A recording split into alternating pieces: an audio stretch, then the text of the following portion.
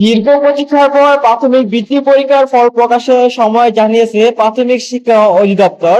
জানানো হয়েছে সবকিছু ঠিক থাকলে চলতি জুন মাসের শেষ সপ্তাহে প্রকাশ করা হতে পারে প্রাথমিক বৃত্তি পরীক্ষার ফলাফল। সোমবার 22শে জুন প্রাথমিক শিক্ষা অধিদপ্তরের সংশ্লিষ্ট নীতি নির্ধারক ও কর্মকর্তারা ফল প্রকাশের প্রস্তুতির সর্বশেষ অগ্রগতি সম্পর্কে তথ্য জানিয়েছে।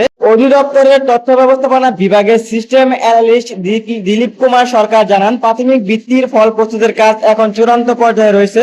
ফলাফল প্রস্তুত হলেও ডাটাবেজে কিছু কারিগরি যাচাই চলবে। আগামী 3 দিনের মধ্যে চূড়ান্ত ফল প্রশাসন বিভাগে পাঠানো হবে।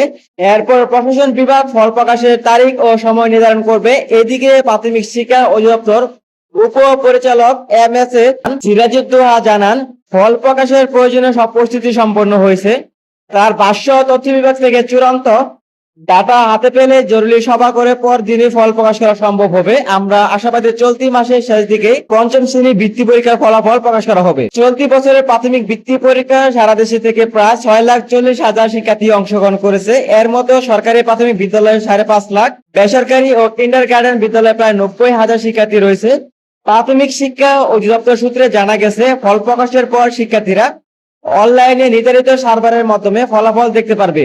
তো কিভাবে রেজাল্টটি দেখবেন, SMS এর মাধ্যমে এবং অনলাইন থেকে কিভাবে রেজাল্ট দেখবেন সেই প্রসেস দেখাবো অন্য কোনো ভিডিওতে।